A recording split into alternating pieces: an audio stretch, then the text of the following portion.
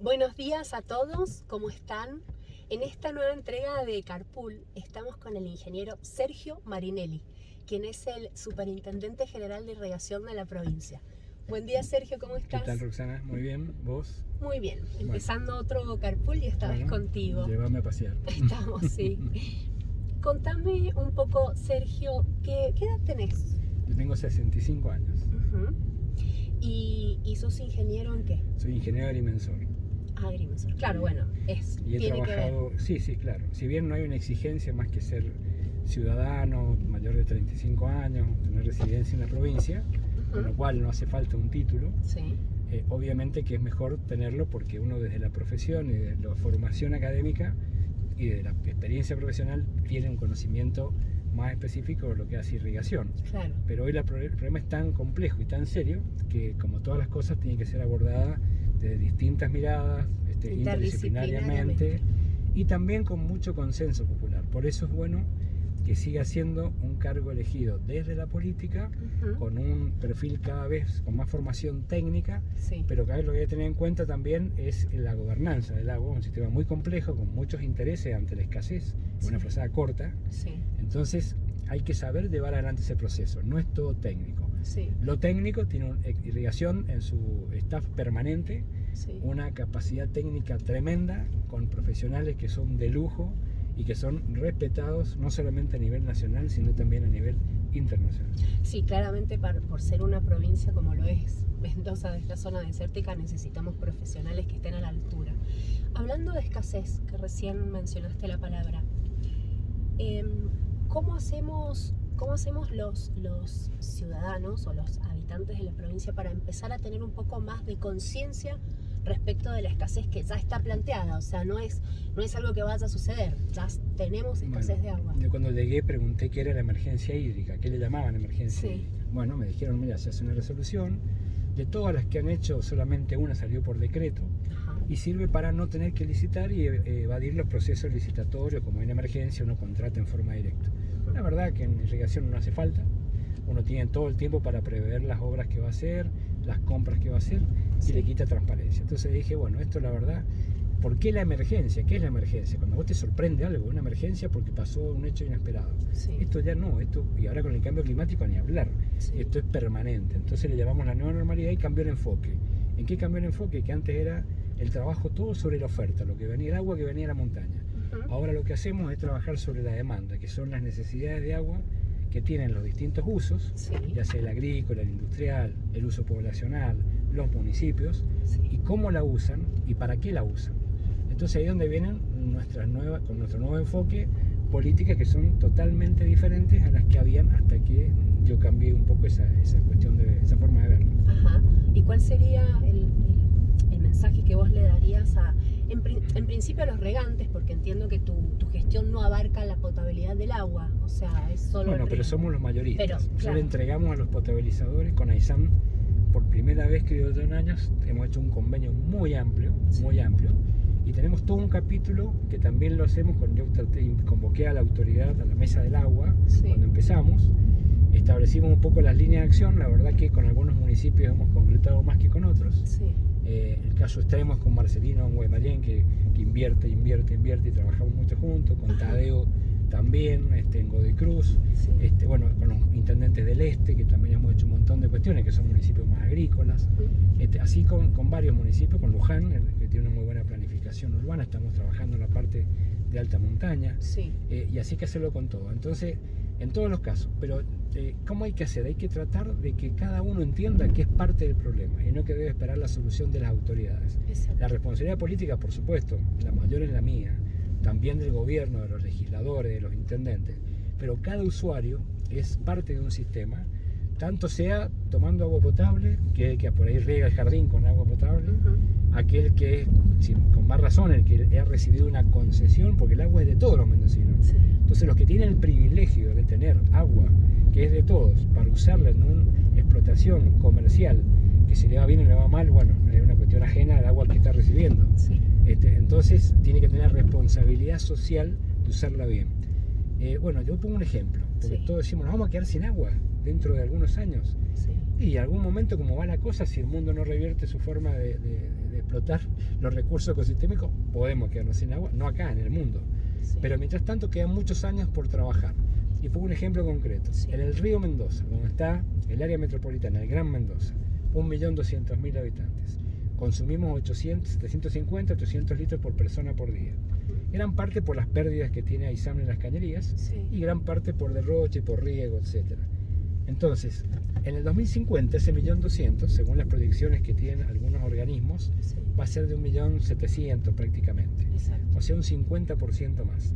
Si usáramos por persona, en lugar de 750, 800 litros por día, lo que recomienda la Organización Mundial de la Salud, que son 250 litros, un tercio, Sí. podríamos triplicar la población, y no un 50% más, con la misma cantidad de agua. O sea que aunque crezca la población un 50%, al 2050 vamos a estar malgastando el agua, gastando la misma cantidad de agua. Ajá. Entonces eso demuestra que a pesar de que se va a ir siendo cada vez más escasa, la cosa es viable a futuro en la medida que seamos eficientes. Por otro lado, ese excesivo consumo urbano Sí. le quita agua a los regantes del uso agrícola, que el río Mendoza tiene 830 hectómetros de agua en cantidad anual. Le sacamos los 250 hectómetros Sí. que se lleva el agua potable anualmente, entonces le queda una oferta de 530 hectómetros, o menos todavía en este último año, que es por hectárea menos de 9.000 metros cúbicos al año, Sí. cuando otros ríos tienen 12.000, 10.000, 15.000, y encima con una capacidad de reserva, como es Potrerillo, que es limitada respecto de lo que puede ser el Diamante, lo que puede ser el Atuel, o lo que pueden ser los otros ríos. Sí. Entonces se puede, nos vamos a quedar sin agua. Si hacemos lo mismo que estamos haciendo ahora, sí. Sí. Ujú.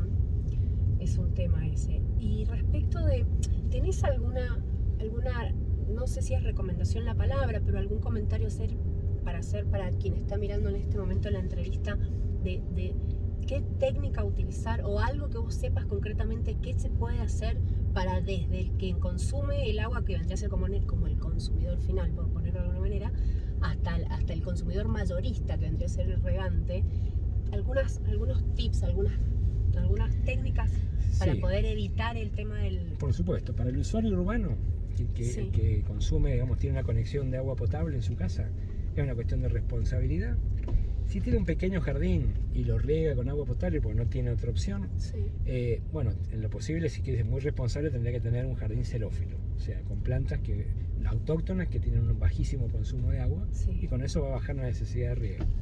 Pero, por otro lado, si va a regar, bueno, hoy no es tan costoso en un jardín chiquito, hasta lo puede hacer la persona, poner un riego por aspersión, Ujú. que con 10 minutos de la mañana y 10 minutos de la tarde en verano mantiene su pequeño pañito verde, si lo quiere mantener, hasta que se pueda. Sí. El regante agrícola, que es donde está el 70% en el Gran Mendoza, en el Mendoza, y el 83% en el promedio provincial Sí. de uso de la cantidad de agua que disponemos, en ese caso, si tiene la posibilidad, lo ideal es el riego tecnificado, según qué cultivo tenga, el riego por goteo, el riego por aspersión, un pivot, Sí. o el riego subsuperficial.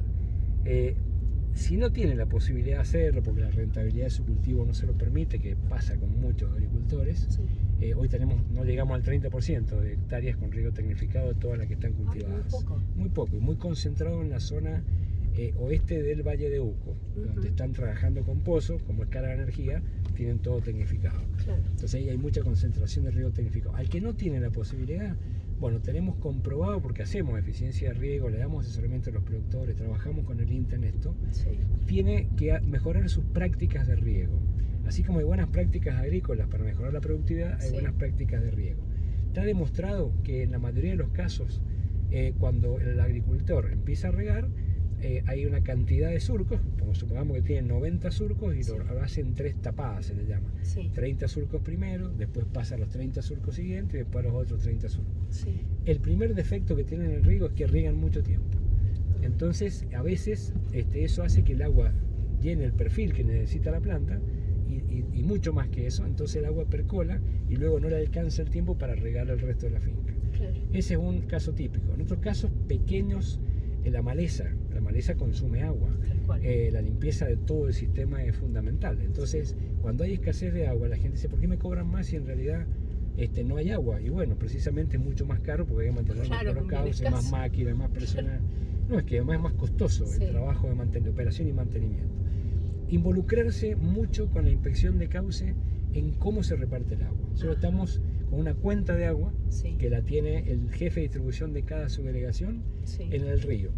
Cada inspector de cauce sabe ahora en el mes de octubre, que es el principio del año agrícola, cuánta agua va a disponer con un pronóstico, que obviamente nunca se escapa entre el 5 y el 10% de error. Claro, eso es el error que tiene. El 5 y el 10, nosotros le decimos, mira, en el río de Mendoza va a haber una cantidad de agua que es esta. ¿Cuántas hectáreas vamos a regar? Son las que están baldías y cultivadas. 60.000 hectáreas. Se divide la cantidad de agua por hectárea y se le recomienda al inspector de cauce, porque sabemos porque el uso del suelo, si tiene una inspección de cauce, suponete de 10.000 hectáreas, a lo mejor tiene 3.000 de viña, 3.000 de frutales, 3.000 de chacra y 1.000 de olivos. Entonces sabemos, porque el INTA da la información, cómo consume el agua cada una de esas plantaciones. Eso nos da una curva de consumo. Si uno copia la forma de regar a esa curva de consumo, va a ser más eficiente en la entrega de la planta. Entonces le recomendamos al inspector de cauce que el turnado, dentro de las posibilidades que brinda la infraestructura de riego, como es el sistema de canales, el sistema de compartos que tenemos, cómo debe regar. Bueno, y eso, a ver, esa información se la baja el inspector a la agricultura. Esa se la bajamos a los inspectores y estamos empezando, cosa que nunca se hizo, por lo menos en los últimos años, hemos empezado en las asambleas de aprobación de presupuesto. Además de que rendimos cuenta por primera vez, irrigación nunca rinde cuentas, irrigación rinde cuentas. Damos la información de cuánto cobramos, en qué lo gastamos, cómo lo gastamos. También pedimos que hablen de agua, porque lo más importante es el agua. Entonces ahí se aprovecha para informar a los usuarios de todas estas cosas. Donde hay un sistema que lo permite, que estamos promocionando desde hace tiempo, el riego acordado y el riego a la demanda. ¿Qué es el riego acordado? Bueno, esa cuenta de agua se le lleva a cada una de las tomas del agricultor. Cada agricultor sabe que le corresponde, así como la inspección en general sabe que tiene tanta agua al año y que la va a disponer en 10 turnos, en 14 turnos, en 5 turnos, de acuerdo a la posibilidad. Cada agricultor puede elegir cuándo y cuánta agua quiere. Sabe que tiene un total anual y él decide cómo usarla. Si va a arriesgarse a que le falte al final, pero quiere garantizarse la lucha contra el helada y tener el suelo húmedo y las plantas húmedas y tiene un sistema apropiado, bueno, él gastará más agua al principio. Pero por otro lado, si vos tenés una chacra que necesitas menos agua con más veces, regar más seguido con poca cantidad, y yo tengo una viña, entonces regar más en espacios más largos de tiempo con más agua, bueno, cada uno elige lo que le conviene, con una infraestructura que sería un reservorio básicamente y algunos revestimientos que le permitan que el inspector de cauce guarde un cuarto, medio o un turno entero en el reservorio y la va alargando de acuerdo. ¿Ahí qué hace falta? Cabeza de cambio cultural, porque el agricultor está acostumbrado a que todos rieguen a la misma hora, siempre. Entonces cuando ve que le pasa el agüita más seguido a otro y a él no le toca, piensa que se la están robando el agua. Bueno, y esto responde a esta cuota que cada uno pide. Pero no tiene que confiar. Yo le digo, sea desconfiado, pero estamos generando un sistema de control. Hay inspecciones de cauce. Mañana vamos a inaugurar una obra muy linda en San Rafael. Es el primer reservorio que se diseña específicamente para riego acordado. Hay otros reservorios que podemos usarlo para eso, pero tienen otra función también. Y donde el inspector de cauce del canal Vila del Diamante, del río Diamante, con un ingeniero que contrataron para que le haga asistencia técnica, un ingeniero agrónomo, han hecho las escalas en litros, entonces litros por hora. Le es más fácil al agricultor saber cuál es el caudal, porque la cantidad de agua, la formulita es caudal por tiempo. El agricultor lo que sabe es que a él le toca en cada turno una cantidad de tiempo, 15 minutos, una hora, de acuerdo a la superficie que tenga, menos o más tiempo. Pero él no conoce el caudal, Si él sabe el caudal, que en algunos casos lo puede controlar con el teléfono, por el sistema Mido, él va a poder controlar si le está llegando lo que corresponde. Si está haciendo las cosas bien o no el inspector, o si a lo mejor no el inspector, le va a explicar y capaz que las estamos haciendo mal nosotros y tenemos que corregirlas. Bueno, esos controles cruzados los tenemos que hacer, porque entre todos tenemos que hacer un sistema más eficiente. ¿Y eso se implementa a partir de...? Y otra cosa más, eso lo venimos haciendo con más avance en unos ríos que en otros. Tiene mucho que ver con la predisposición del inspector de cauce a hacerlo y también con los propios regantes. A veces el dueño de la propiedad no riega, contrata un empleado que va a regar. le toca el turno Si no de está noche. capacitado. No hay capacidad en los canales para poder regar al mismo tiempo todo, por ejemplo, de la mañana o a la tarde. Tenemos que hacerlo de noche e irlo rotando, Sí, porque los canales no tienen la capacidad para llevar todo el agua junta. sí. Entonces, ¿qué pasa de noche? Se ha sumado un nuevo factor, que es la inseguridad. En algunos lugares, entonces los tomeros no quieren andar de noche porque los agreden, les roban. Bueno, y ahí empezamos a tener problemas. El regador, que es el empleado, capaz que llega tarde o se queda dormido. ¿Y cómo contrarrestan eso? Y bueno, eso, el que se embromó es el que le tocaba el turno. Para que se entienda el tema de la eficiencia. Sí, Por ejemplo, si usáramos toda la plata de portezuelo para impermeabilizar canales, primero que no alcanzaría para todo, pero suponete que vamos hasta donde alcance. Plastificamos los canales y los agricultores siguen trabajando con una eficiencia del 50%, la eficiencia del sistema es del 50%. Si por el contrario le damos la plata a los agricultores y no pierden una gota de agua dentro de la finca, pero el canal tiene pérdidas del 50%, la eficiencia del sistema es del 50%. Eso demuestra que hay que trabajar en todo. Hay que hacer obras, hay que hacerlas. Hay que mejorar la eficiencia intrafinca, hay que mejorarla. AISAM tiene que mejorar las instalaciones, lo está haciendo, tiene que seguir haciéndolo, y los usuarios tienen que ahorrar y ser más eficientes. perfecto. Bueno, estamos llegando a destino.